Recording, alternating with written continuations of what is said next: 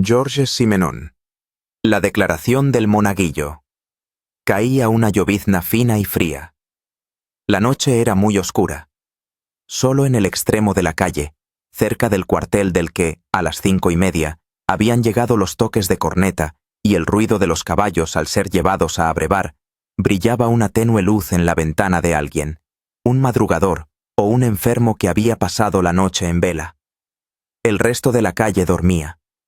Era una calle ancha, tranquila y bastante nueva, con casas casi idénticas de 1 o 2 plantas, como las que se ven en los suburbios de la mayoría de las grandes ciudades de provincia. Todo el barrio era nuevo, carente de misterio, habitado por gente tranquila y modesta, oficinistas y viajantes de comercio, jubilados y viudas apacibles. Maigret, con el cuello del abrigo subido, estaba acurrucado en el hueco de un portón, el de la escuela de niños. Esperaba, reloj en mano, fumando en pipa. A las 6:15 en punto, las campanas de la iglesia parroquial a sus espaldas repicaron, y supo que, tal como había dicho el niño, era el primer toque para la misa de 6. El sonido de las campanas aún vibraba en el aire húmedo cuando oyó, o más bien adivinó, el clamor estridente de un despertador. Duró solo unos segundos. El niño ya debía de haber sacado una mano de la cama caliente y buscado a tientas en la oscuridad el pestillo que silenciará el reloj. Unos minutos después, la ventana del desván en el segundo piso se iluminó. Todo sucedió exactamente como el niño había dicho. Debía de haberse levantado sigilosamente antes que nadie en la casa dormida. Ahora debía de estar recogiendo su ropa, sus calcetines, lavándose la cara y las manos y peinándose. En cuanto a los zapatos, había declarado: «Me los llevo abajo y me los pongo en el último escalón, para no despertar a mis padres».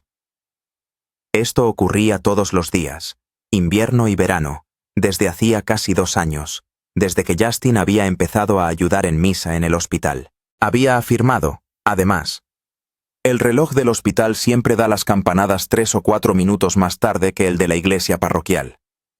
Y así ha resultado ser. Los inspectores de la brigada móvil a la que Maigret había sido adscrito durante los últimos meses se habían encogido de hombros ante aquellos detalles tediosos sobre primeros y segundos toques. ¿Sería porque el propio Maigret había sido monaguillo durante mucho tiempo que no había descartado la historia con una sonrisa? Las campanas de la iglesia parroquial sonaban primero, a las 6:15. Luego sonaba el despertador de Justin, en el desván donde dormía el niño. Y unos instantes después llegaba el sonido más agudo y argentino de las campanas de la capilla del hospital, como las de un convento. Aún tenía el reloj en la mano. El niño tardó apenas algo más de 4 minutos en vestirse. Entonces la luz se apagó. Debía de estar bajando las escaleras a tientas, preocupado por no despertar a sus padres, para luego sentarse en el último escalón, a ponerse los zapatos y descolgar su abrigo y su gorra del perchero de bambú que había a la derecha en el pasillo. Se abrió la puerta. El niño la volvió a cerrar sin hacer ruido, miró ansioso a un lado y a otro de la calle, y entonces vio la corpulenta figura del comisario que se le acercaba. Tenía miedo de que no estuviera. Y echó a andar a paso ligero. Era un niño de 12 años, delgado y rubio, con una mirada obstinada. «Quiere que haga lo mismo que hago siempre, ¿verdad? Siempre ando deprisa, por un lado, porque he calculado el tiempo que tardó al minuto, y por otro, porque en invierno, cuando está oscuro, tengo miedo. Dentro de un mes ya habrá luz a esta hora de la mañana». Tomó el primer desvío a la derecha, hacia otra calle tranquila y algo más corta que desembocaba en una plaza abierta, plantada de olmos y cruzada en diagonal por las vías del tranvía. Y Maigret observó pequeños detalles que le recordaban su propia infancia. Se dio cuenta, por ejemplo, de que el niño no caminaba pegado a las casas, probablemente por miedo a ver a alguien salir de repente de un portal oscuro. Y que, al cruzar la plaza, evitaba los árboles del mismo modo, porque un hombre podría haberse escondido detrás de ellos. En realidad, era un niño valiente, ya que durante 2 inviernos enteros, con cualquier tiempo, a veces con niebla espesa, o en la oscuridad casi total de una noche sin luna, había hecho el mismo trayecto cada mañana completamente solo. Cuando lleguemos a mitad de la Rue Sainte-Catherine, oirá el segundo toque para la misa de la iglesia parroquial. ¿A qué hora pasa el primer tranvía? A las 6.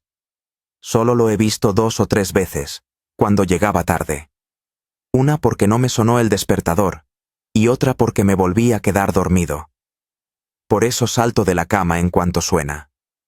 Un rostro pálido en la noche lluviosa, con ojos que aún conservaban algo de la mirada fija de un sonámbulo, y una expresión pensativa, con un ligero matiz de ansiedad.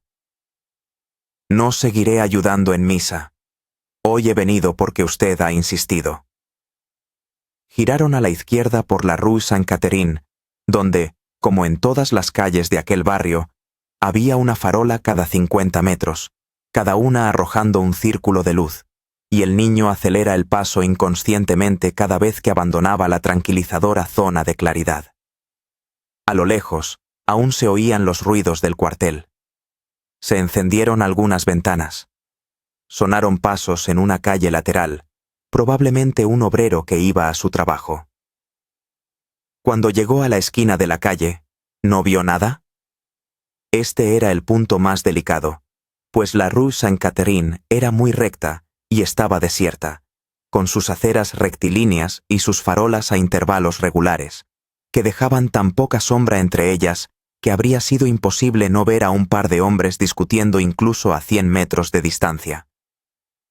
Quizá no estaba mirando al frente. Recuerdo que hablaba solo. A menudo hablo solo en susurros cuando voy por ahí por la mañana. Quería pedirle una cosa a mamá al volver a casa e iba repitiéndome lo que le iba a decir. ¿Qué querías decirle? Llevo muchísimo tiempo queriendo una bicicleta. Ya he ahorrado 300 francos de lo que me dan en la iglesia.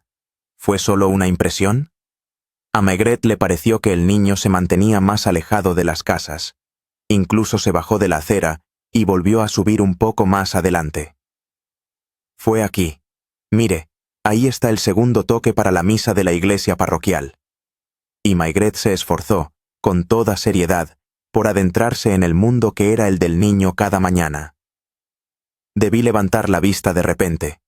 Ya sabe, como cuando corres sin mirar a dónde vas y te encuentras delante de un muro. Fue justo aquí. Señaló la línea en la acera que dividía la oscuridad de la luz de la farola, donde la llovizna formaba una neblina luminosa. Primero vi que había un hombre tumbado, y parecía tan grande que podría haber jurado que ocupaba todo el ancho de la acera. Eso era imposible, pues la acera medía al menos 2,5 metros. No sé qué hice exactamente. Debí de dar un salto a un lado. No eché a correr inmediatamente, porque vi el cuchillo clavado en su pecho, con un mango grande de cuerno marrón. Me fijé porque mi tío Henry tiene un cuchillo igual, y me dijo que era de cuerno de ciervo. Estoy seguro de que el hombre estaba muerto. ¿Por qué? No lo sé. Parecía un cadáver. ¿Tenía los ojos cerrados? No me fijé en sus ojos. No lo sé. Pero tuve la sensación de que estaba muerto. Todo ocurrió muy deprisa, como le dije ayer en su despacho. Ayer me hicieron repetir lo mismo tantas veces que estoy hecho un lío, sobre todo cuando siento que la gente no me cree. ¿Y el otro hombre? Cuando levanté la vista, vi que había alguien un poco más allá, a 5 metros quizá, un hombre de ojos muy pálidos que me miró un instante y luego echó a correr. Era el asesino.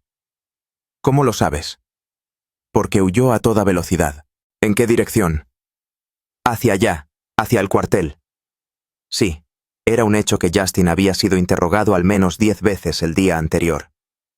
Antes de que Maigret apareciera en el despacho, los inspectores incluso se lo habían tomado a juego. Su historia no había variado ni en un solo detalle. ¿Y qué hiciste tú? Yo también eché a correr. Es difícil de explicar. Creo que me asusté cuando vi al hombre huir, y entonces corrí con todas mis fuerzas. ¿En dirección contraria? Sí. ¿No se te ocurrió pedir ayuda? No.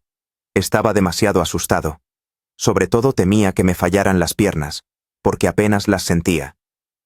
Di media vuelta hasta la Place du Congrès. Tomé otra calle. Esa también lleva al hospital, después de una curva. Sigamos. Más campanas, las de tono agudo de la capilla. Después de caminar unos 50 metros, llegaron a un cruce, a cuya izquierda se alzaban los muros del cuartel, horadados por aspilleras, y a la derecha, un enorme portón tenuemente iluminado y coronado por la esfera de un reloj de cristal verdoso. Eran las 6:03. Llegó un minuto tarde. Ayer llegué a tiempo a pesar de todo, porque corrí. En la maciza puerta de roble había un pesado llamador. El niño lo levantó, y el ruido retumbó en el zaguán. Un portero en zapatillas abrió, dejó pasar a Justin, pero le cerró el paso a Maigret, mirándolo con recelo. ¿Qué desea? Policía. Enséñeme su placa. Los olores del hospital se percibían nada más entrar en el zaguán. Atravesaron una segunda puerta que daba a un patio inmenso rodeado por varios edificios del hospital. A lo lejos se vislumbraban las tocas blancas de unas monjas que se dirigían a la capilla. ¿Por qué no le dijiste nada al portero ayer? No lo sé. Tenía prisa por llegar. ¿A dónde? Maigret podía entenderlo. El refugio no era la entrada oficial, con su portero arisco y desconfiado, ni el patio inhóspito por el que transportaban camillas en silencio. Era la cálida sacristía junto a la capilla, donde una monja encendía las velas del altar. ¿Va a entrar conmigo? Sí. Justin pareció molesto, o más bien escandalizado, probablemente al pensar que aquel policía, que podría ser un incrédulo, iba a entrar en su mundo sagrado. Y esto también le explicó a Maigret por qué cada mañana el niño tenía el valor de levantarse tan temprano y vencer sus miedos. La capilla tenía una atmósfera cálida e íntima. Pacientes con el uniforme gris azulado del hospital, algunos con la cabeza vendada, otros con muletas o con el brazo en cabestrillo, ya estaban sentados en los bancos de la nave. Arriba, en la tribuna, las monjas formaban un rebaño de figuras idénticas, y todas sus cornetas blancas se inclinaban simultáneamente en piadosa adoración. Sígame. Subieron unos escalones, pasando cerca del altar donde ya ardían las velas. A la derecha había una sacristía revestida de madera oscura, donde un sacerdote alto y demacrado se ponía sus vestiduras, mientras un sobrepelliz ribeteado con un fino encaje esperaba preparado para el monaguillo. Una monja se afanaba en llenar los vasos sagrados. Fue aquí donde, el día anterior, Justin se había detenido por fin, jadeante y con las piernas temblorosas. Fue aquí donde había gritado: «Han matado a un hombre en la Rue Sainte-Catherine». Un pequeño reloj empotrado en el revestimiento de madera marcaba las 6 en punto. Las campanas volvían a sonar, más débiles aquí que en el exterior. Justin le dijo a la monja que le ayudaba a ponerse el sobrepelliz: «Este es el comisario de policía». Y Maigret se quedó esperando mientras el niño entraba delante del capellán, los faldones de su sotana roja ondeando mientras se apresuraba hacia las gradas del altar. La monja de la sacristía había dicho: «Justin es un buen niño, muy devoto, y nunca nos ha mentido. Alguna vez ha faltado a misa. Podría haber fingido que estaba enfermo. Pues bien, nunca lo hizo. Siempre admitió con franqueza que no había tenido el valor de levantarse porque hacía demasiado frío o porque había tenido una pesadilla durante la noche y se sentía demasiado cansado. Y el capellán, después de decir la misa, había mirado al comisario con los ojos claros de un santo de vidriera. ¿Por qué iba a inventarse el niño una historia así? Maigret sabía ahora lo que había ocurrido en la capilla del hospital la mañana anterior. Justin, con los dientes castañeteando, al límite de sus fuerzas, había sufrido un ataque de histeria. El servicio no podía retrasarse. La monja de la sacristía había informado a la hermana superiora y ella misma había ayudado en misa en lugar del niño, que mientras tanto estaba siendo atendido en la sacristía. 10 minutos después, A la hermana superiora se le había ocurrido informar a la policía. Había salido por la capilla y todo el mundo se había dado cuenta de que algo sucedía. En la comisaría local, el sargento de guardia no había entendido. ¿Cómo dice? ¿La hermana superiora? ¿Superiora a qué? Y ella le había dicho, con el tono susurrante que usan en los conventos, que se había cometido un crimen en la Rue Sainte-Catherine, y la policía no había encontrado nada, ni víctima ni, huelga decirlo, asesino. Justin había ido al colegio a las 8:30, como de costumbre, como si nada hubiera pasado, y fue en su clase donde el inspector Besson, un tipo fornido y bajito que parecía un boxeador y al que le gustaba hacerse el duro, lo había recogido a las 9:30, en cuanto la brigada móvil recibió el informe. Pobre crío. Durante 2 horas enteras, en un despacho lúgubre que apestaba a humo de tabaco y al de una estufa que no tiraba bien, había sido interrogado no como un testigo, sino como un sospechoso. 3 inspectores por turno, Besson, Thibauche y Bayon, habían intentado pillarlo, hacerle contradecirse. Para empeorar las cosas, su madre también había acudido. Se sentó en la sala de espera, llorando y gimoteando, y diciéndole a todo el mundo: «Somos gente decente. Nunca hemos tenido nada que ver con la policía». Maigret, que había trabajado hasta tarde la noche anterior en un caso de contrabando de drogas, no había llegado a su despacho hasta las 11. «¿Qué pasa?», había preguntado al ver al niño allí de pie, con los ojos secos pero tan tieso y desafiante como un pequeño gallo de pelea. «Un crío que nos ha estado tomando el pelo. Dice que vio un cadáver en la calle y un asesino que huyó al acercarse, pero un tranvía pasó por la misma calle 4 minutos después y el conductor no vio nada. Es una calle tranquila y nadie oyó nada. Y finalmente, cuando llamaron a la policía, 1/4 de hora más tarde, una monja o algo así, no había absolutamente nada que ver en la acera, ni el más mínimo rastro de una mancha de sangre. «Ven a mi despacho, muchacho». Y Maigret fue el primero de ellos, ese día, en no tutear a Justin, el primero en tratarlo no como un granuja fantasioso o malicioso, sino como a un hombrecito. Había escuchado la historia del niño de forma sencilla y tranquila, sin interrumpir ni tomar notas. «¿Seguirás ayudando en misa en el hospital?» «No, no quiero volver, tengo demasiado miedo». Y sin embargo, para él suponía un gran sacrificio. No solo era un niño devoto, profundamente sensible a la poesía de aquella misa temprana en la atmósfera cálida y algo misteriosa de la capilla, sino que, además, le pagaban por sus servicios, no mucho, pero lo suficiente para permitirle reunir un pequeño colchón. Y deseaba con tantas ganas una bicicleta que sus padres no podían permitirse comprarle. «Me gustaría que fueras solo una vez más, mañana por la mañana». «No me atreveré». «Te acompañaré. Te esperaré delante de tu casa. Debes comportarte exactamente como siempre». Eso era lo que había ocurrido, y Maigret, a las 7 de la mañana, se encontraba ahora solo frente a la puerta del hospital, en un barrio que, el día anterior, solo conocía de haberlo atravesado en coche o en tranvía. Una llovizna helada seguía cayendo del cielo, ahora más pálido, y se adhería a los hombros del comisario. Estornudó 2 veces. Algunos peatones pasaban deprisa, con los cuellos de los abrigos subidos y las manos en los bolsillos. Carniceros y tenderos habían empezado a levantar las persianas de sus tiendas. Era el barrio más tranquilo y corriente que se pudiera imaginar. A malas, uno podía imaginarse una pelea entre 2 hombres, 2 borrachos, por ejemplo, a las 6:05 en la acera de la Rue Sainte-Catherine. Incluso se podía concebir el asalto de algún rufián a un transeúnte madrugador. Pero la continuación era desconcertante. Según el niño, el asesino había huido al acercarse él, y eran entonces las 6:05.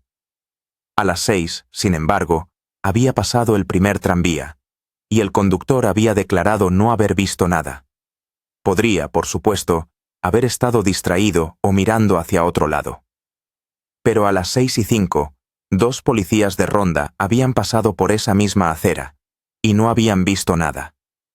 A las 6 y 7 u 8 minutos, un oficial de caballería que vivía a 3 casas del lugar indicado por Justin había salido de casa, como cada mañana, para ir al cuartel, y tampoco había visto nada. Finalmente, a las 6 y 20, los policías ciclistas enviados desde la comisaría local no encontraron rastro de la víctima. ¿Había venido alguien entretanto a llevarse el cuerpo en un coche o una furgoneta? Maigret había intentado considerar, deliberada y calmadamente, todas las hipótesis, y esta había resultado tan poco fiable como las demás.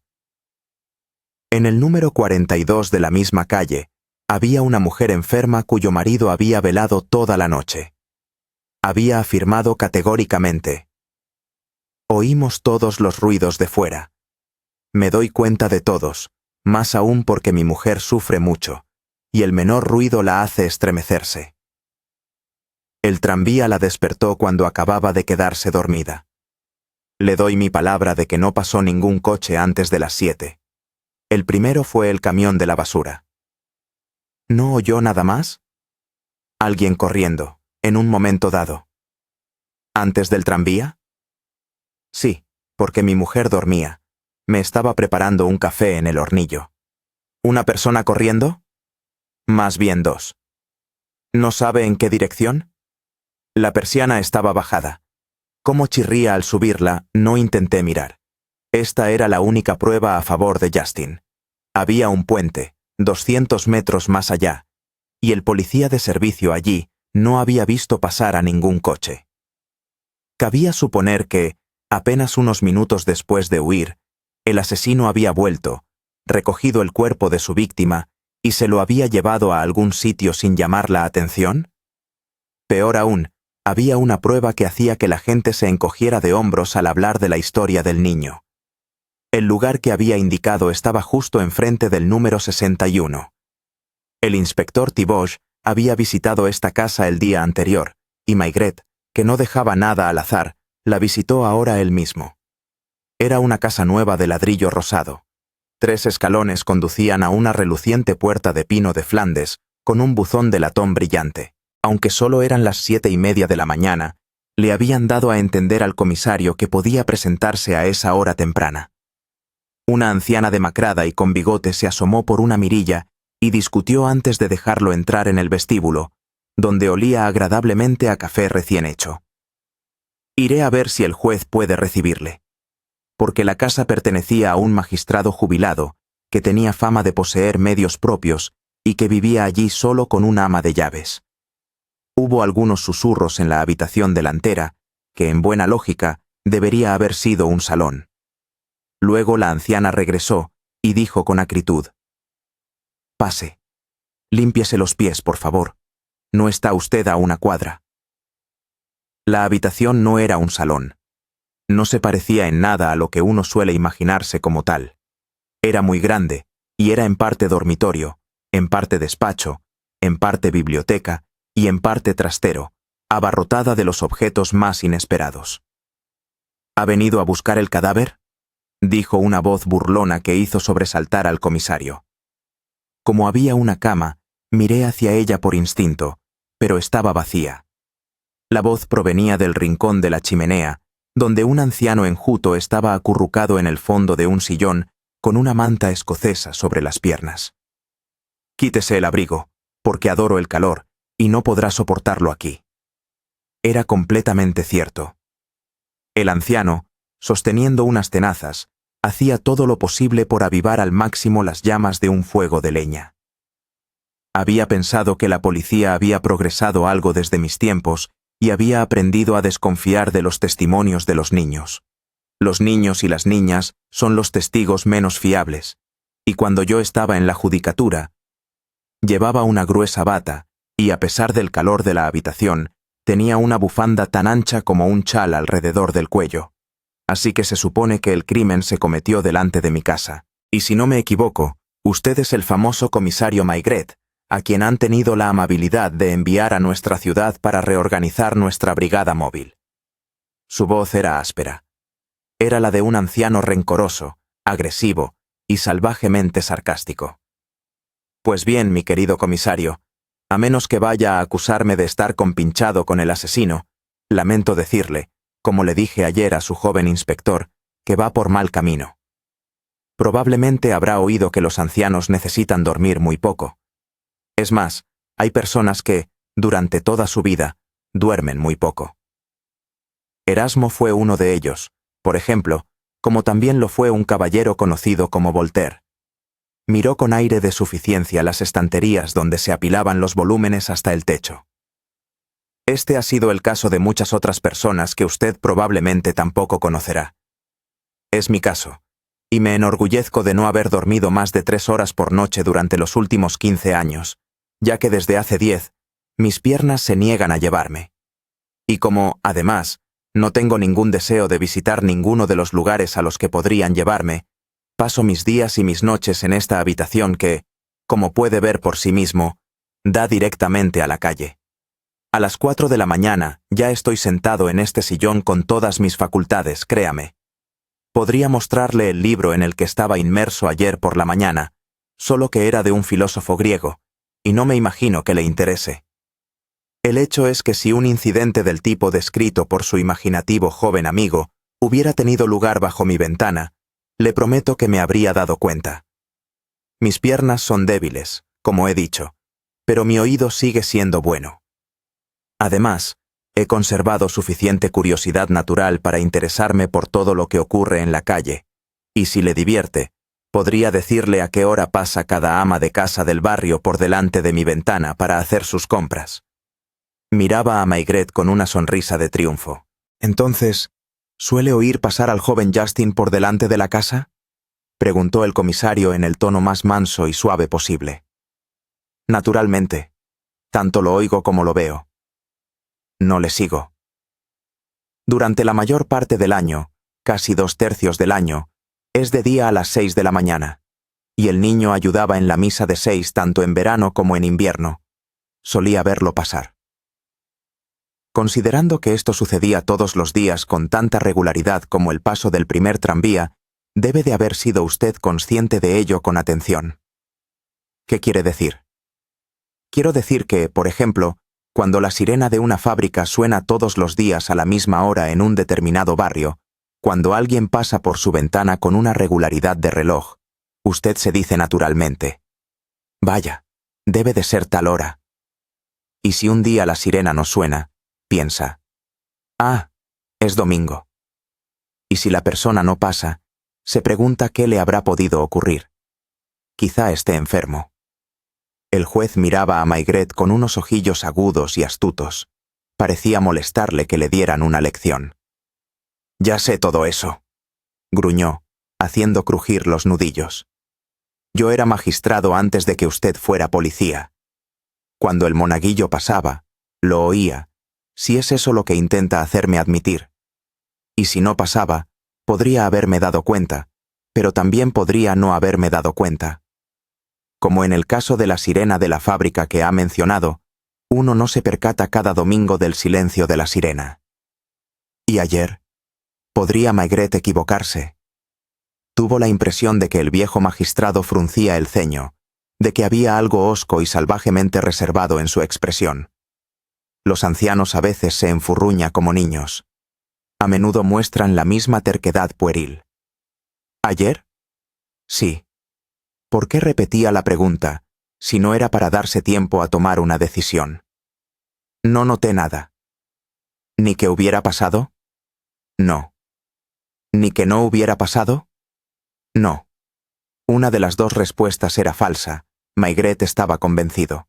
Estaba ansioso por continuar la prueba, y prosiguió con sus preguntas. ¿Nadie pasó corriendo por sus ventanas? No. Esta vez el «no» fue dicho con franqueza, y el anciano debía de estar diciendo la verdad. ¿No oyó ningún ruido inusual? No. De nuevo, pronunciado con la misma rotundidad y casi con una nota de triunfo. ¿Ni ruido de forcejeo, de gemidos, ni el sonido de un cuerpo al caer? Absolutamente nada. Le estoy muy agradecido. De nada. Viendo que ha sido usted magistrado, no necesito, por supuesto, preguntarle si está dispuesto a repetir su declaración bajo juramento. Cuando quiera. Y el anciano dijo aquello con una especie de impaciencia gozosa. Le pido disculpas por haberle molestado, juez. Le deseo todo el éxito en su investigación, comisario. La vieja ama de llaves debía de haber estado escondida detrás de la puerta, pues esperaba en el umbral para acompañar al comisario y cerrar la puerta tras él. Maigret experimentó una curiosa sensación al reincorporarse a la vida cotidiana de aquella tranquila calle suburbana, donde las amas de casa empezaban sus compras y los niños iban camino del colegio. Le pareció que le habían tomado el pelo, y sin embargo, podría haber jurado que el juez no había ocultado la verdad, excepto en un punto. Tuvo la impresión, además, de que en un momento determinado había estado a punto de descubrir algo muy extraño, muy escurridizo, muy inesperado, que solo habría tenido que hacer un mínimo esfuerzo, pero que no había sido capaz. Una vez más se imaginó al niño, se imaginó al anciano, intentó encontrar un vínculo entre ellos. Llenó lentamente su pipa, de pie en el bordillo. Luego, como no había desayunado, ni siquiera una taza de café al levantarse, y como su abrigo mojado se le pegaba a los hombros, fue a esperar en la esquina de la Place du Congrès el tranvía que lo llevaría a casa. De la masa revuelta de sábanas y mantas emergió un brazo, y un rostro congestionado y brillante de sudor apareció en la almohada. Finalmente, una voz hosca gruñó. «¡Pásame el termómetro!». Y Madame Maigret, que cosía junto a la ventana, había apartado el visillo para ver en el crepúsculo incipiente. Se levantó con un suspiro y encendió la luz eléctrica. «Creía que dormías. No hace ni media hora que te tomaste la temperatura». Resignada, pues sabía por una larga experiencia conyugal que era inútil contrariar al grandullón, sacudió el termómetro para bajar el mercurio y le deslizó la punta entre los labios. Él preguntó, entretanto, «¿Ha venido alguien?». «Lo sabrías si hubieran venido, puesto que no has dormido». Sin embargo, debió de haberse quedado traspuesto, aunque solo fuera unos minutos. Pero ese maldito tintineo de abajo lo despertaba continuamente de su letargo. No estaban en su casa. Dado que su misión en aquella ciudad de provincias iba a durar al menos 6 meses, y como Madame Maigret no podía soportar la idea de que su marido comiera en restaurantes durante tanto tiempo, lo había seguido y habían alquilado un piso amueblado en la parte alta de la ciudad. Era demasiado luminoso, con papel pintado de flores, muebles de pacotilla y una cama que gemía bajo el peso del comisario. Al menos habían elegido una calle tranquila donde, como les había dicho la casera, Madame Dance, no pasaba ni un alma. Lo que no había añadido era que, al estar la planta baja del edificio ocupada por una lechería, todo el lugar estaba impregnado de un olor empalagoso a queso. Otro hecho que no había revelado, pero que Maigret acababa de descubrir por sí mismo, ya que era la primera vez que se quedaba en cama durante el día, era que la puerta de la lechería estaba equipada no con un timbre, sino con un extraño artilugio de tubos metálicos que, cada vez que entraba un cliente, chocaban entre sí con un prolongado tintineo. «¿Cuánto?». 38,5. «Hace un rato tenía 38,8, y esta noche pasaré de 39». Estaba furioso. Siempre estaba de mal humor cuando estaba enfermo, y miraba con resentimiento a Madame Maigret, que se negaba obstinadamente a salir cuando él ansiaba llenarse una pipa. Seguía lloviendo a cántaros, la misma lluvia fina que se adhería a las ventanas y caía en un silencio lúgubre, dando la impresión de vivir en un acuario. Un resplandor crudo descendía de la bombilla que colgaba sin pantalla al final de su cable. Y uno podía imaginar una sucesión interminable de calles igualmente desiertas, ventanas iluminando una tras otra, gente enjaulada en sus habitaciones, moviéndose como peces en una pecera. «Tienes que tomarte otra tisana». Probablemente era la 10ª desde las 12, y luego toda esa agua tibia tenía que sudarla en las sábanas, que acababan tan húmedas como compresas. Debía de haber cogido gripe o anginas mientras esperaba al niño bajo la fría lluvia de la madrugada frente al colegio, o bien después, mientras deambulaba por las calles. A las 10, cuando ya estaba de vuelta en su despacho de la brigada móvil, y mientras atizaba la estufa con un gesto que se había vuelto casi ritual, le habían entrado escalofríos. Luego había sentido demasiado calor. Le escocían los párpados, y al mirarse en el trozo de espejo del guardarropa, había visto unos ojos redondos y fijos que brillaban de fiebre. Además, su pipa ya no le sabía igual, y esa era una señal inequívoca. Mira, Besón, si por casualidad no vuelvo esta tarde, ¿seguiré investigando el problema del monaguillo? Y Besón, que siempre se creía más listo que nadie. ¿De verdad cree, jefe, que existe tal problema y que un buen azote no acabaría con él? Aún así, haz que uno de tus colegas, Valen, por ejemplo, vigile la Rue Sainte-Catherine. Por si el cadáver vuelve a tumbarse delante de la casa del juez. Maigret estaba demasiado aturdido por su fiebre incipiente para seguirle el juego a Besón. Se había limitado a seguir dando instrucciones deliberadamente. Haz una lista de todos los residentes de la calle. No será mucho trabajo, porque es una calle corta. ¿Interrogó al crío otra vez? No. Y desde entonces había sentido demasiado calor. Notaba gotas de sudor perladas en su piel. Tenía un sabor agrio en la boca. Esperaba constantemente sumirse en el olvido, pero se veía constantemente perturbado por el ridículo tintineo de los tubos de latón de la lechería. Detestaba estar enfermo porque era humillante, y también porque Madame Maigret vigilaba ferozmente para impedir que fumara en pipa. Si al menos hubiera tenido que salir a comprar algo a la farmacia, pero ella siempre tenía cuidado de llevar consigo un botiquín bien surtido. Detestaba estar enfermo, y sin embargo había momentos en los que casi lo disfrutaba. Momentos en los que, al cerrar los ojos, se sentía sin edad porque experimentaba de nuevo las sensaciones de su infancia. Entonces, recordaba al niño, Justin, cuyo rostro pálido ya mostraba tanta fuerza de carácter. Durante toda esa mañana, las escenas volvían a su mente, no con la precisión de la realidad cotidiana, ni con el contorno nítido de las cosas vistas, sino con la peculiar intensidad de las cosas sentidas. Por ejemplo, podría haber descrito casi en detalle la habitación del desván que nunca había visto, el catre de hierro, el despertador en la mesilla de noche, el niño estirando el brazo, vistiéndose en silencio, los mismos gestos invariablemente repetidos. Invariablemente, los mismos gestos. Le parecía una verdad importante y obvia. Cuando llevas 2 años ayudando en misa a una hora fija, tus gestos se vuelven casi completamente automáticos. El primer toque a las 6 menos cuarto, el despertador, el sonido más agudo de las campanas de la capilla. Luego el niño se pondría los zapatos al pie de la escalera, abriría la puerta principal y se encontraría con el aliento frío de la madrugada. Sabes, Madame Maigret, nunca ha leído ninguna novela de detectives.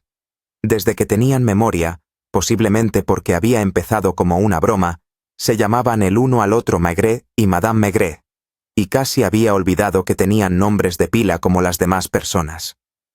Tampoco lee los periódicos. Será mejor que intentes dormir. Cerró los ojos tras una mirada anhelante a su pipa, que reposaba sobre la repisa de mármol negro. Interrogué a su madre largo y tendido. Es una mujer decente, pero le tiene un respeto imponente a la policía. Duérmete. Guardó silencio un rato. Su respiración se hizo más profunda. Parecía que realmente se estaba quedando dormido. Dice que nunca ha visto un cadáver. Es el tipo de cosas que se intenta ocultar a los niños. ¿Por qué es importante? Me dijo que el cuerpo era tan grande que parecía ocupar toda la acera. Pues bien, esa es la impresión que un cadáver tendido en el suelo produce. Una persona muerta siempre parece más grande que una viva. ¿Entiendes? No entiendo por qué te preocupas, si Besson se está encargando del caso. Besson no cree en ello. ¿En qué? En el cadáver. ¿Apago la luz? A pesar de sus protestas, ella se subió a una silla y ató una tira de papel encerado alrededor de la bombilla para atenuar su luz. Ahora intento dormir 1 hora. Luego te prepararé otra tisana. No has sudado lo suficiente. ¿No crees que si le diera solo una diminuta calada a mi pipa? ¿Estás loco? Se fue a la cocina para vigilar el caldo de verduras y él la oyó ir y venir de puntillas. No dejaba de imaginarse el mismo tramo de la Rue Sainte-Catherine con farolas cada 50 metros. El juez dice que no oyó nada. ¿Qué dices? Apuesto a que se odian mutuamente. Y su voz le llegó desde el fondo de la cocina. ¿De quién hablas? Como ves, estoy ocupada. El juez y el monaguillo. Nunca se han hablado, pero juraría que se odian. Ya sabes, la gente muy mayor, especialmente la que vive sola, acaba volviéndose como los niños. Justin pasaba todas las mañanas, y todas las mañanas el viejo juez estaba detrás de su ventana. Parece un búho. No sé qué intentas decir. Apareció en el umbral, con un cucharón humeante en la mano. Intenta seguirme. El juez declara que no oyó nada, y es un asunto demasiado serio como para que yo sospeche que miente. Ya ves, intenta dejar de pensar en ello. Solo que no se atrevió a afirmar si había oído o no a Justin pasar ayer por la mañana. Quizás se volvió a dormir. No, no se atreve a mentir, por eso es deliberadamente vago. Y el marido del número 42, el que velaba a su mujer enferma, oyó a alguien corriendo por la calle. Volvía una y otra vez a lo mismo. Sus pensamientos, aguzados por la fiebre, daban vueltas en círculo. ¿Qué habría sido del cadáver?, objetó Madame Maigret con su sentido común femenino. No pienses más en ello. Besson sabe hacer su trabajo. Lo has dicho tú mismo muchas veces. Se hundió de nuevo bajo las mantas, desanimado, e intentó con todas sus fuerzas dormirse, pero inevitablemente le acechaba al poco tiempo la imagen del rostro del monaguillo y sus pálidas piernas por encima de los calcetines negros. Hay algo que no encaja. ¿Qué has dicho? ¿Algo que no encaja? ¿Te encuentras peor? ¿Llamó al médico? No es eso. Empezó de nuevo desde cero, obstinadamente.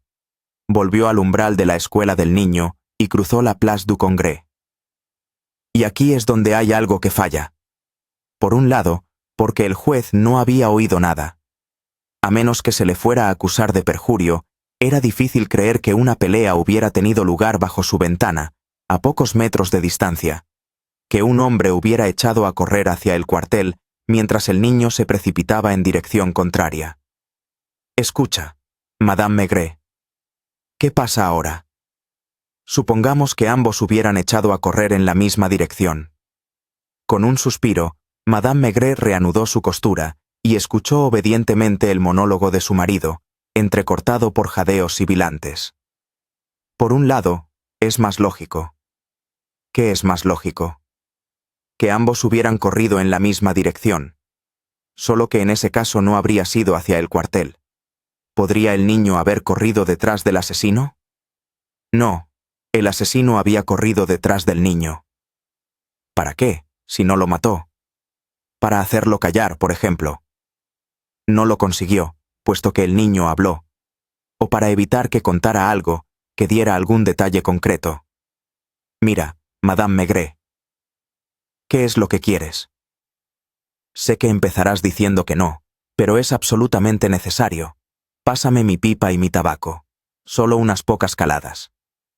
Tengo la sensación de que voy a entenderlo todo en unos minutos, si no pierdo el hilo.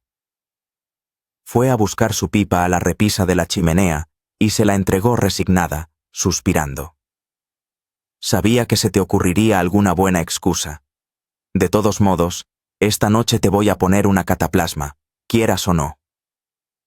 Por suerte, no había teléfono en el piso, y había que bajar a la tienda para llamar desde detrás del mostrador. ¿Bajarías, Madame Maigret, y llamarías a Besson por mí? Son las 7. Puede que todavía esté en la oficina. Si no, llama al Café du Centre, donde estará jugando al billar con Tibergue. ¿Le digo que venga aquí? Que me traiga lo antes posible una lista no de todos los residentes de la calle, sino de los inquilinos de las casas del lado izquierdo, entre la Place du Congrès y la casa del juez. Intenta mantenerte tapado. Apenas puso un pie en la escalera, él sacó ambas piernas de la cama y corrió descalzo a buscar su bolsa de tabaco y llenarse una nueva pipa. Luego se recostó inocentemente entre las sábanas.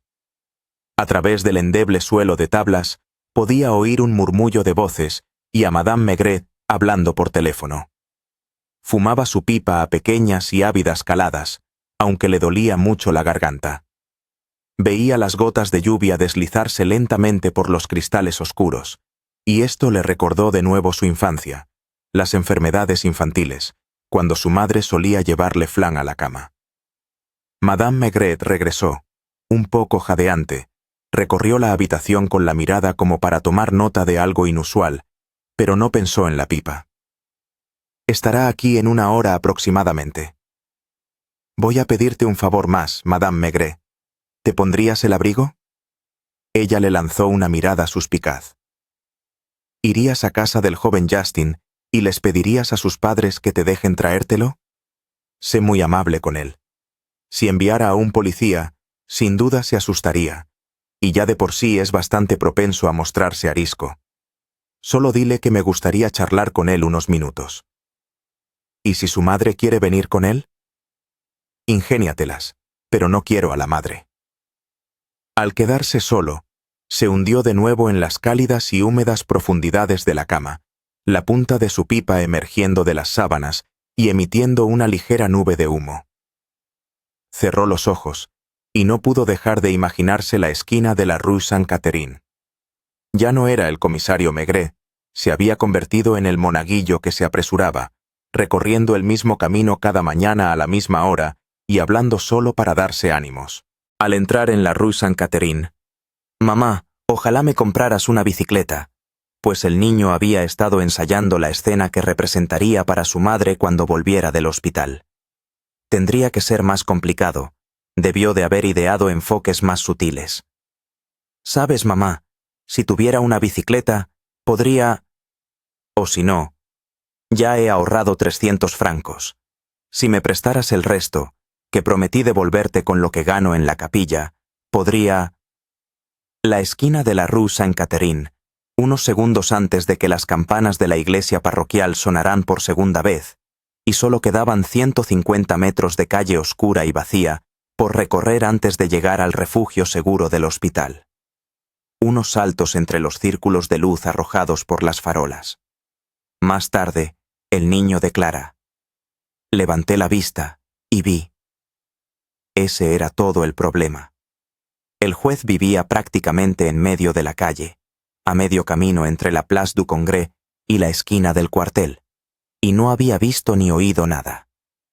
El marido de la mujer enferma, el hombre del número 42, vivía más cerca de la Place du Congrès, en el lado derecho de la calle, y había oído el sonido de pasos corriendo. Sin embargo, 5 minutos después, no había ningún cuerpo muerto o herido en la acera, y no había pasado ningún coche ni furgoneta. El policía de servicio en el puente, los otros de ronda en varios puntos del barrio, no habían visto nada inusual, como por ejemplo un hombre llevando a otro a cuestas. La temperatura de Maigret estaba subiendo sin duda, pero ya no pensaba en consultar el termómetro. Las cosas estaban bien así. Las palabras evocaban imágenes, y las imágenes asumen una nitidez inesperada. Era como cuando era un niño enfermo y su madre, inclinada sobre él, parecía haberse vuelto tan grande que ocupaba toda la casa. Allí estaba ese cuerpo, tendido a lo ancho de la acera, que parecía tan largo porque era un cadáver, con un cuchillo de mango marrón sobresaliendo de su pecho, y a pocos metros un hombre de ojos pálidos, que había empezado a correr hacia el cuartel, mientras que Justin corría con todas sus fuerzas en dirección contraria. «Eso es». «¿El qué?» Maigret había hecho la observación en voz alta, como si contuviera la solución del problema, como si hubiera sido realmente la solución del problema, y sonrió satisfecho mientras daba a su pipa extasiadas caladas. Los borrachos son así.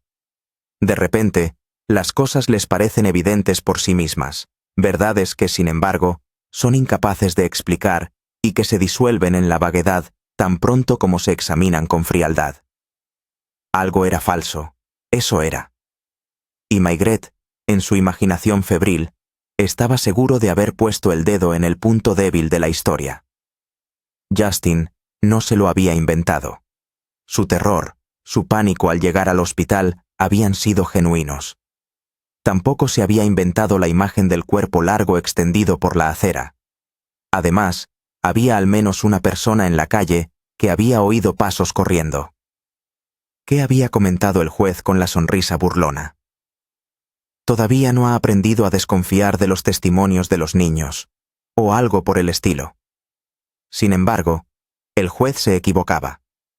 Los niños son incapaces de inventar, porque no se pueden construir verdades de la nada. Se necesita material. Los niños transponen, quizá, no inventen. Y eso era todo. A cada paso, Maigret repetía ese «listo», autocomplaciente. Había un cuerpo en la acera y, sin duda, había un hombre cerca. ¿Tenía los ojos pálidos? Muy posiblemente. Y alguien había corrido. Y el viejo juez, Maigret podría haberlo jurado, no era el tipo de hombre que mentirá deliberadamente. Sentía calor. Estaba bañado en sudor. Pero, no obstante, se levantó de la cama para ir a llenar una última pipa antes del regreso de Madame Maigret. Mientras estaba de pie, aprovechó para abrir el armario y beber un buen trago de ron de la botella. ¿Qué importaba si esa noche le subía la temperatura? Para entonces todo habría terminado, y sería todo un logro. Un caso difícil resuelto desde el lecho de enfermo. No era probable que Madame Maigret apreciara eso. Sin embargo, el juez no había mentido, y sin embargo debía de haber intentado jugarle una mala pasada al niño, a quien odiaba como dos niños de la misma edad pueden odiarse. Los clientes parecían escasear abajo, pues las ridículas campanillas de la puerta sonaban con menos frecuencia. Probablemente el lechero y su mujer, con su hija de mejillas tan rosadas como el jamón, estaban cenando juntos en la trastienda. Se oyeron pasos en la acera. Se oyeron pasos en la escalera. Unos pies pequeños tropezaban. Madame Maigret abrió la puerta e hizo pasar al joven Justin, cuyo chaquetón azul marino brillaba por la lluvia. Olía al perro mojado. «Toma, muchacho, déjame quitarte el abrigo». «Puedo quitármelo yo solo». Otra mirada desconfiada de Madame Maigret. Obviamente, no podía creer que todavía estuviera fumando la misma pipa. Quién sabe, tal vez incluso sospechaba el trago de ron. «Siéntate, Justin», dijo el comisario, señalando una silla. «Gracias. No estoy cansado. Te he pedido que vengas para que podamos charlar amistosamente unos minutos. ¿Qué estabas haciendo?» «Los deberes de aritmética. Porque a pesar de todo lo que has pasado, has vuelto al colegio». ¿Por qué no iba a ir? El niño estaba orgulloso. Se había vuelto a subir a la parra. ¿Le parecería Maigret más grande y más largo de lo habitual, ahora que estaba tumbado? «Madame Maigret, sé un ángel y ve a vigilar el caldo de verduras a la cocina, y cierra la puerta». Cuando eso estuvo hecho, le guiñó un ojo al niño. «Pásame mi bolsa de tabaco, la que está en la repisa de la chimenea, y la pipa, que debe de estar en el bolsillo de mi abrigo. Sí, el que está colgado detrás de la puerta. Gracias, muchacho. ¿Te asustaste cuando mi mujer fue a buscarte?» «No», lo dijo con cierto orgullo. «¿Te molestó?» «Porque todo el mundo sigue diciendo que me lo he inventado». «Y no lo has hecho, ¿verdad? Había un muerto en la acera y otro que...» «Chis. ¿Qué?» «No tan deprisa. Siéntate». «No estoy cansado». «Ya lo has dicho, pero a mí me cansa verte de pie». Se sentó en el mismo borde de la silla, y sus pies no tocaban el suelo. Sus piernas colgaban, sus rodillas nudosas y desnudas sobresalía entre los pantalones cortos y los calcetines. «¿Qué tipo de trastada le hiciste al juez?» Una reacción rápida e instintiva. «Nunca le he hecho nada». ¿Sabes a qué juez me refiero? El que siempre está asomado a su ventana y que parece un búho. Justo como yo lo describo. ¿Qué pasó entre vosotros? En invierno no lo veía, porque sus cortinas estaban echadas cuando yo pasaba, pero en verano le sacaba la lengua. ¿Por qué? Porque no dejaba de mirarme como si se estuviera burlando de mí. Se reía para sus adentros cuando me miraba. ¿Le sacabas la lengua a menudo? Cada vez que lo veía. ¿Y qué hacía él? Se reía de una manera maliciosa. Pensé que era porque yo ayudaba en misa y él es un incrédulo. ¿Ha mentido entonces? ¿Qué dijo? Que no pasó nada ayer por la mañana delante de su casa porque se habría dado cuenta. El niño miró fijamente a Maigret, luego bajó la cabeza. Mentía, ¿verdad? Había un cuerpo en la acera con un cuchillo clavado en el pecho. Lo sé. ¿Cómo lo sabe? Lo sé porque es la verdad, repitió Maigret suavemente. Pásame las cerillas. Se me ha apagado la pipa. ¿Tienes demasiado calor? No es nada, solo la gripe. ¿La cogió esta mañana? Quizá. Siéntate. Escuchó atentamente y luego llamó. Madame Maigret, ¿puedes bajar un momento? Creo que he oído llegar a Besson y no quiero que suba antes de que esté listo. ¿Le haces compañía abajo? Mi amigo Justin te llamará. Una vez más le dijo a su joven compañero. Siéntate. También es verdad que ambos corristeis. Ya le dije que era verdad. Y te creo. Ve a asegurarte de que no haya nadie detrás de la puerta y de que esté bien cerrada. El niño obedeció sin entender, impresionado por la importancia que sus acciones habían adquirido de repente. Escucha, Justin. Eres un muchacho valiente. ¿Por qué dice eso? Lo del cadáver era cierto. Lo del hombre corriendo era cierto. El niño volvió a levantar la cabeza y Maigret vio temblar su labio. Y el juez, que no mintió porque un juez no se atrevería a mentir, no dijo toda la verdad. La habitación olía a gripe, a ron y a tabaco. Una bocanada de caldo de verduras entraba por debajo de la puerta de la cocina y las gotas de lluvia seguían cayendo como lágrimas de plata sobre el cristal negro de la ventana, más allá de la cual se extendía la calle vacía. ¿Eran los dos que ahora se enfrentan todavía un hombre y un niño pequeño? ¿O dos hombres? ¿O dos niños pequeños? La cabeza de Maigret pesaba. Sus ojos brillaban. Su pipa tenía un curioso sabor a medicina que no era desagradable, y recordó los olores del hospital, su capilla y su sacristía. El juez no dijo toda la verdad porque quería fastidiarte, y tú tampoco dijiste toda la verdad. Ahora te prohíbo que llores. No queremos que todo el mundo se entere de lo que hemos estado hablando. ¿Entiendes, Justin? El niño asintió. Si lo que describiste no hubiera ocurrido en absoluto, el hombre del número 42 no habría oído pasos corriendo. No me lo inventé. Por supuesto que no.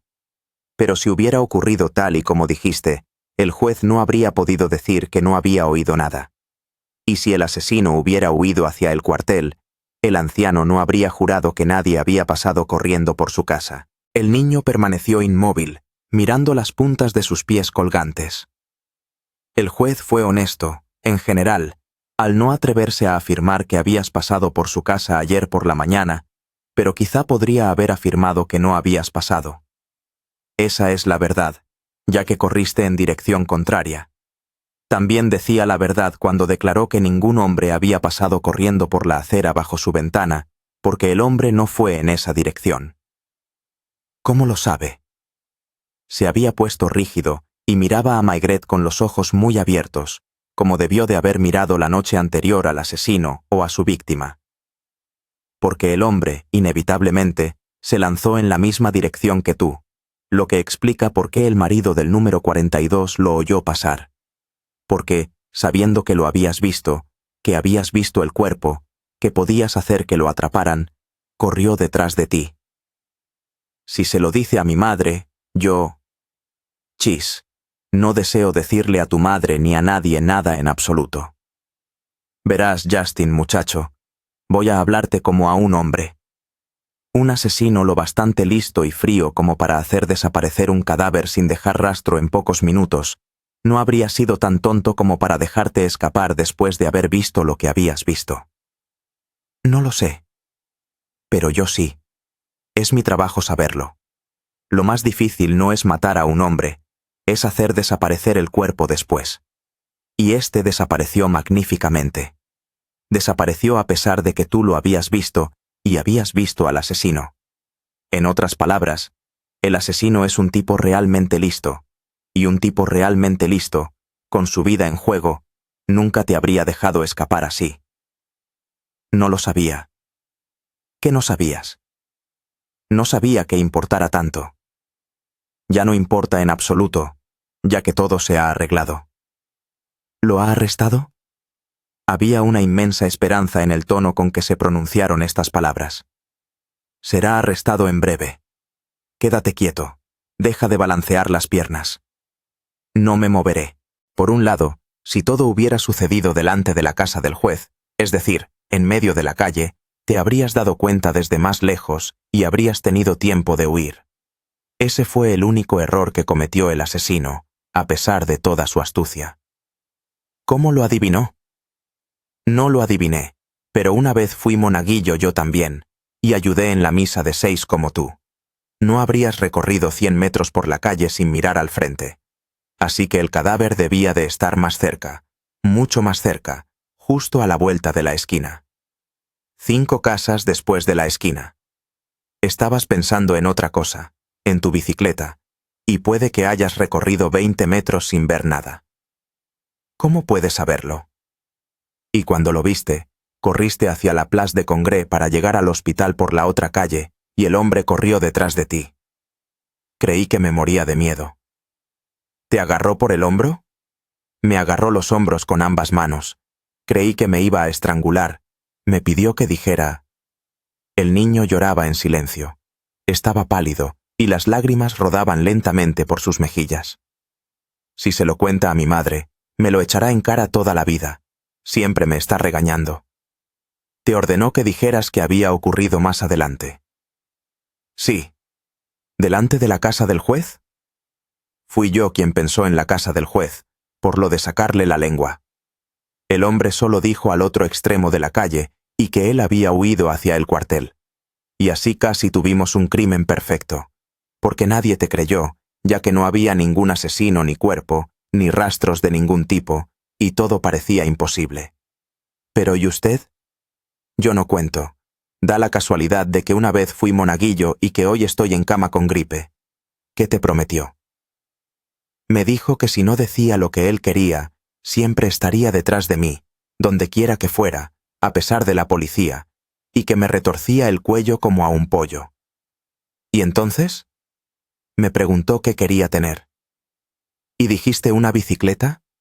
¿Cómo lo sabe? Te he dicho que yo también fui monaguillo una vez.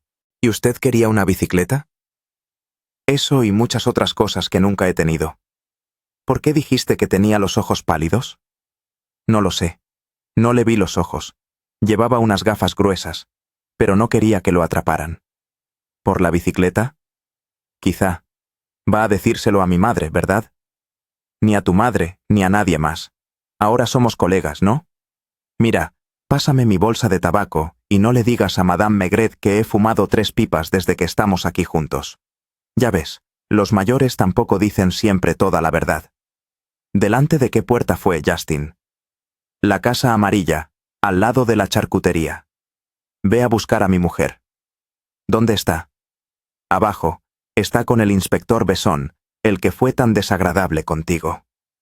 ¿Y me va a arrestar? Abre el armario. Bien. Hay un par de pantalones colgados. ¿Qué hago con ellos? En el bolsillo izquierdo encontrarás una cartera. Aquí está. En la cartera hay unas tarjetas de visita. ¿Las quiere? Dame una. Y también la pluma que está sobre la mesa, con la cual Maigret escribió en una de las tarjetas que llevaban su nombre. Entréguese al portador una bicicleta. Pasa, Besson. Madame Maigret levantó la vista hacia la densa nube de humo que flotaba alrededor de la lámpara con su pantalla de papel encerado. Luego se apresuró a entrar en la cocina porque olía a quemado. En cuanto a Besson, ocupando la silla que acababa de dejar el niño, para quien solo tuvo una mirada de desdén, anunció: «Tengo la lista que me pidió que hiciera. Debo decirle desde ya que es inútil. ¿Quién vive en el número 14? Un momento». Consultó sus notas. Veamos. Número 14. Solo hay un único inquilino. Ya lo sospechaba. ¿Ah? Una mirada inquieta al niño. Es un extranjero, de nombre Frankenstein, comerciante de joyas. Maigret se había deslizado de nuevo entre sus almohadas. Murmuró, con aire de indiferencia: «Un perista». «¿Qué ha dicho, jefe?» «Un perista. Posiblemente el jefe de una banda». «No entiendo». «Eso no importa. Sé un buen chico, Besson. Pásame la botella de ron que está en el armario. Rápido, antes de que vuelva Madame Maigret. Apuesto a que mi temperatura está por las nubes y necesitaré que me cambien las sábanas un par de veces esta noche». Frankenstein. «Consigue una orden de registro del juez de instrucción». «No. A estas horas de la noche tardará demasiado, porque seguro que está por ahí jugando al bridge». «¿Has cenado?» «Yo estoy esperando mi caldo de verduras. Hay algunas órdenes en blanco en mi escritorio. Cajón izquierdo. Rellena una. Registra la casa.